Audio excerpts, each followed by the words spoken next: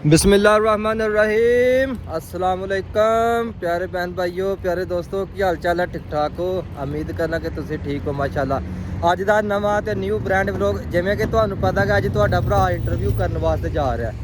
लोकां 2026 ਦੀਆਂ खुशियां मनाइयां बड़े भारां नाल बड़े मज़े नाल ते तुहाडा भरा जिस दिन 2026 सी हैप्पी न्यू ईयर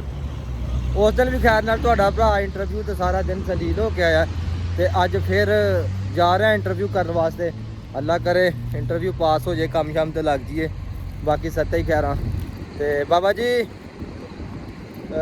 टाइम 8 का हो चुका है भुख बहुत ज़्यादा लग गई है तो नाश्ता वाश्ता कोई नहीं किया क्योंकि जो दोस्त मैंने इंटरव्यू लैके जा रहे हैं नाल वो मेरे नाल अक्सर गिला शिकवा करता कि यार तू जदों आना लेट आना तू कभी टाइम नाल नहीं पहुंचा। तो अज मैं भी कसम खाधी है कि अज मैं टाइम नाल जाना तो बाबा जी मैं चल पाया नाश्ता वाश्ता कोई नहीं किया बकाले तो आके एक केक लिया है वेखो परदेसियों की जिंदगी वैसे बड़ी चास है यार खराब तो नहीं किते यार आ मोहरियां हुई खराब तो नहीं मेरा ख्याल खराब शराब है नहीं सही है मज़ेदार है। तो बाबा जी है परदेसियों की जिंदगी यार सऊदी अरब वाले हो प्यारा जा कमेंट करो पाकिस्तान वाले प्यारे प्यारे कमेंट करके दसो यार सानू परदेसियों थोड़ी सपोर्ट करो। तो बाबा जी अज इंटरव्यू करने वास्ते जाना तो दुआ करो यार इंटरव्यू पास हो जाए। बाकी आई लव यू हो गया पूरी यूट्यूब फैमिली नू पूरे फेसबुक फॉलोअर लो जी काफ़ी टाइम हो चुका है 10 बज गए ने तो पैदल चल के थक गया लेकिन हाले तक दफ्तर नहीं मिले जिथे मैं इंटरव्यू करने वास्ते जा रहा जिस सप्लायर नाल जाना है उस दफ्तर च नहीं पहुंचा जे यार उन्हें लोकेशन सेंड की है लेकिन हूँ पता चलिया तो सफ़र ही बहुत ज़्यादा है पौने घंटे का रस्ता लोकेशन दस रही है तो मैं तो थक जावगा यार दिल करता मैं टैक्सी करवा ला लेकिन टैक्सी नहीं करवानी पैदल जाना क्योंकि उन्हें लागे रह गया और सामने तो जूम करके दस दिया ऐ वेख और बिजनेस टावर नज़र आ रहा है इतने सप्लायर है तो ये को जाना है फिर उन्हें अगे पता नहीं कितने लैके जाना सानू कितने जाके जलील करना तो बड़ा औखा काम है सऊदी अरब के काम लभना काम लभ के इंटरव्यू करना सौखा काम लभना बड़ा औखा है। अलहमदुलिल्लाह पहुँच गया असी राउंड पोर्ट ते सप्लायर नू कॉल की मैं गड्डी लैके आना तो हूँ सरकार जनाबे वाला सानू इत्थे खलो के वेट करना पैना थोड़ी देर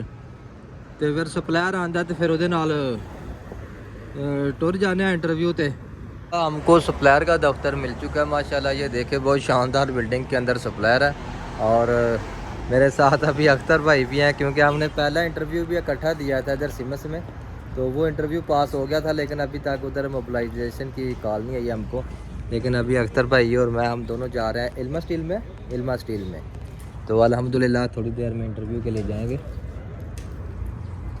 ये देखे भाई ये हमारा सप्लायर है इसके साथ हम 3 आदमी जा रहे हैं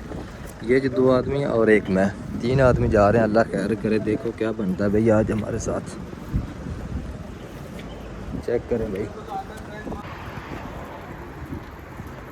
साहब मैं पहले बहुत थक गया है बड़ी दूरों चल के आया तो दूसरा भाई सप्लायर साहब ना गड्डी बड़ी दूर खड़ी कर देती है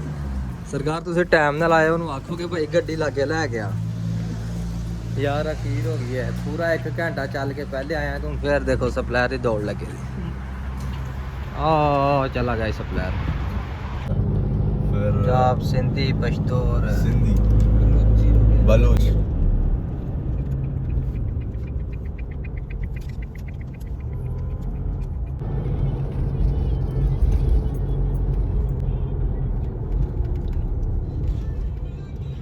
कभी टाइम शीट मिलने के बाद 1 वीक में मिलेगा